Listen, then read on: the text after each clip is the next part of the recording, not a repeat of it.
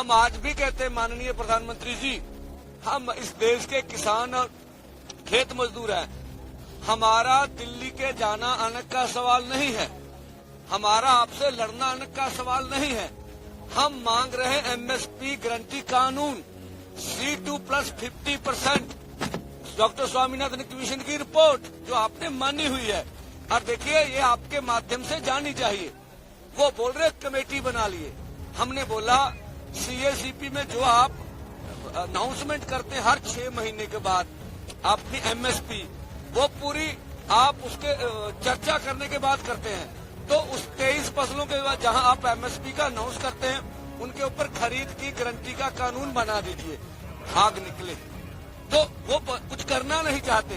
कर्ज के ऊपर हमने बात की तो बोले कमेटी डिसाइड करेगी कितना कर्ज है कितना नहीं। बोले देखो बैंकों का कर्जा है, ये 10 दिन में सारा डेटा सामने आ जाता, सबको मालूम है कितना देश के किसान मजदूर के ऊपर कर्जा है। तो मान के भी जब हमने ये सवाल किया कि आप कहते हैं देश में कानून है, कानून व्यवस्था रहेगी, ठीक है, और कुछ केसों के ऊपर वो जीनियस क्राइम बोल रहे थे हमारे केसों के ऊपर। हमने बोला क्या लखीमपुर खीरी को आप जीनियस क्राइम नहीं मांगते? बोले मानते हैं। तो बोला आपका जो मंत्री है अजय मिश्रा टैनी, उसके ऊपर 120B का पर्चा है साजिश करने का, तो आपके मंत्रिमंडल में बैठा हुआ है, उसको निकालिए। उसके ऊपर कोई जवाब नहीं था। जिसके बिजली संशोधन बिल के ऊपर भी बिल्कुल तथ्यों से हटकर मंत्री महोदय ने बात की। अब बातें तो हमने सुनी इस माहौल में भी, जब हरियाणा पूरी तरह कश्मीर वैली में बदला गया, हमारे आदमी महाराष्ट्र में गिरफ्तार हुए, हमारे आदमी मध्य प्रदेश में गिरफ्तार हुए, हमारे आदमी उड़ीसा में गिरफ्तार हुए, फिर भी हम वार्ता करने गए। हमारा मन साफ है कि हम मिल बैठ के इस मसले का हल करना चाहते हैं। जब हमारी किसी ने नहीं सुनी, फिर हमारा आगे बढ़ना मजबूरी था। आज सारा दिन मुझे पता 100 से ऊपर जख्मियों की लिस्ट है। मुझे अपनी यूनियन का पता है 15-20 वर्कर हैं। एक के मुंह पर शेलिंग बहुत जोर से लगी है, उसको ऑपरेशन कराना पड़ेगा। जो मैं शेलिंग दिखा रहा हूँ, मुझे फौजियों ने बताया, आप पढ़ लीजिए इंग्लिश में, ये किसानों के ऊपर शेलिंग की नहीं जा रही, ये शेलिंग हो रही हमारी देशद्रोही। तो जिस तरह से बुलेट इस्तेमाल की जा रही है रबड़ की या बड़ी बड़ी, वो बुलेट आम किसानों के आंदोलन पे इस्तेमाल नहीं होती है।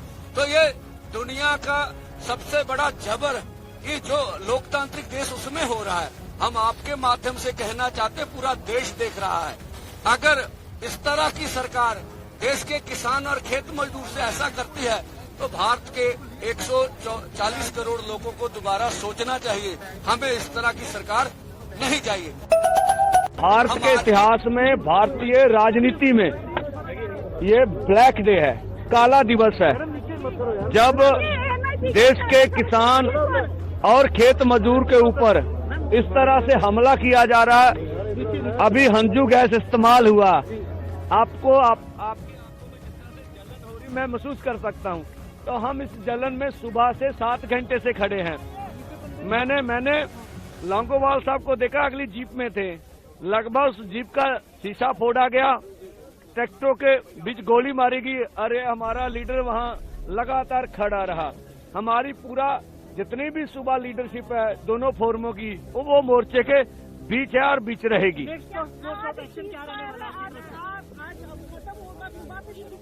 देखिए, अभी स्पीकर लगे नहीं थे, यहाँ लाखों का इकट्ठा, हम स्पीकर लगा रहे हैं। स्पीकर लगा के हम कहेंगे कि जो हम लोग को शाम में अब उधर इधर सीज फायर करना चाहिए, अभी बात करेंगे और सुबह फिर अपना कार्यक्रम आगे चलाएंगे। किसी से कोई बातचीत नहीं हुई। नहीं, एक बात रहेगी, मैं पंजाब सरकार को कहूंगा वो एम्बुलेंस का यहाँ प्रबंध करें। अगर आप ये वीडियो YouTube पर देख रहे हैं तो हमारे चैनल को सब्सक्राइब करें और बेल आइकन को दबाना ना भूलें। अगर आप Facebook पर ये वीडियो देख रहे हैं तो हमारे पेज को लाइक करें।